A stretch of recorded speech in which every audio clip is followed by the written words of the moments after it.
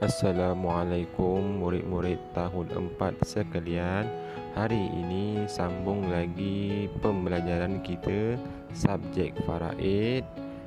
Jadi murid-murid boleh sedia untuk buka buku teks, tajuknya Halangan Menerima Pusaka. Baik, murid tahun 4 sekalian boleh buka buku faraid, buku teks, muka surat 23.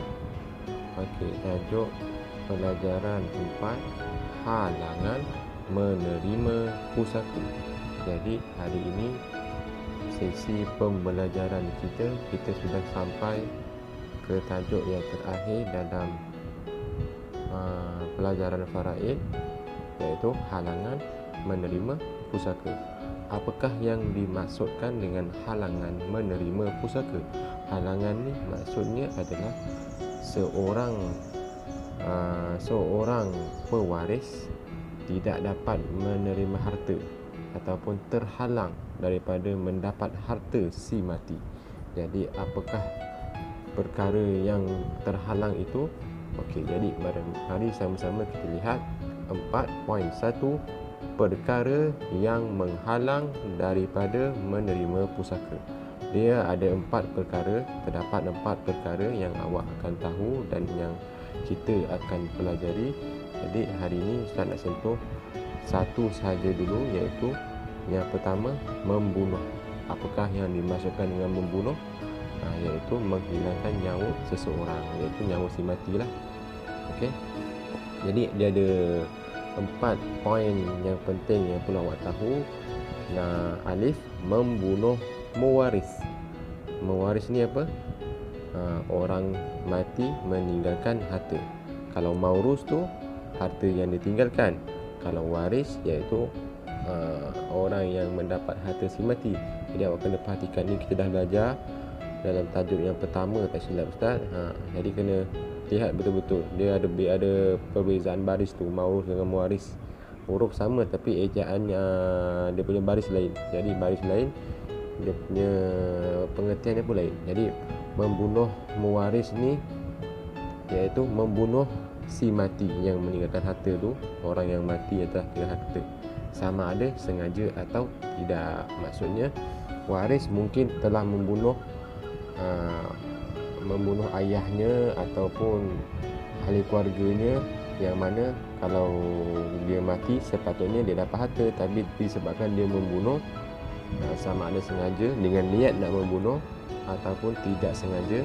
Contohnya maling batu, nak maling kucing ke, nak maling sesuatu benda, tiba-tiba ada pula ahli keluarga kita melintas, terkena kepalanya pun meninggal. Kita sengaja, tapi dikata kalau membunuh sama ada sengaja atau tidak pun tidak mendapat harta, terhalang daripada menerima pusaka si mati.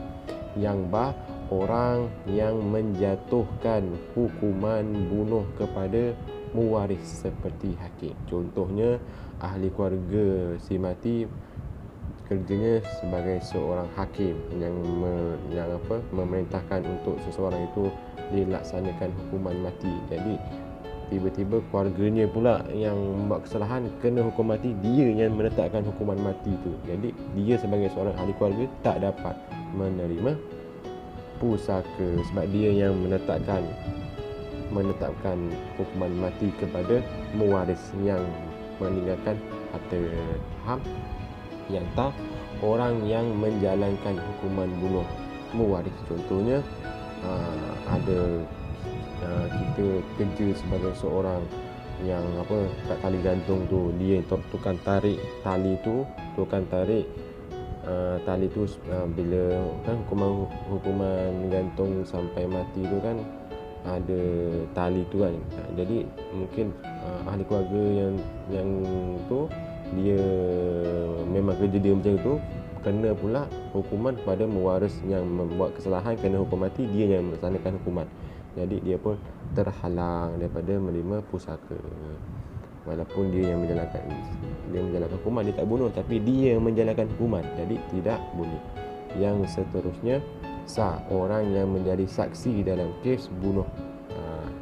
Jadi dia ada satu perbicaraan dalam mahkamah, dia saksi, dia melihat ahli keluarga dia bunuh seseorang tu.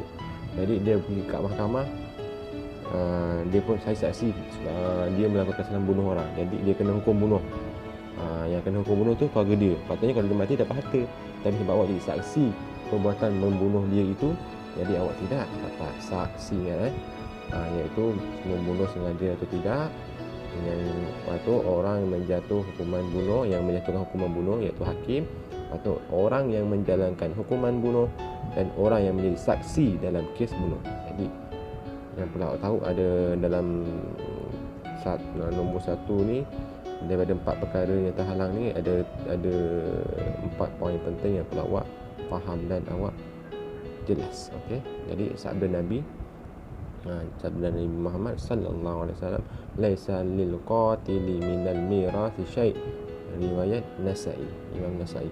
Artinya orang yang membunuh mewaris, membunuh si mati yang meninggalkan harta tidak boleh mempusakai satu apa pun daripada harta orang yang dibunuh. Faham? Jadi itu sahaja untuk pembelajaran faraid pada hari ini. Halangan menerima pusaka yang pertama, membunuh. Ada 4 poin yang telah kita belajar dan Ustaz terangkan. Okey. Jadi itu sahaja. Sekian, terima kasih. Jumpa lagi sesi pembelajaran yang akan datang. Moga-moga murid semua faham. Assalamualaikum.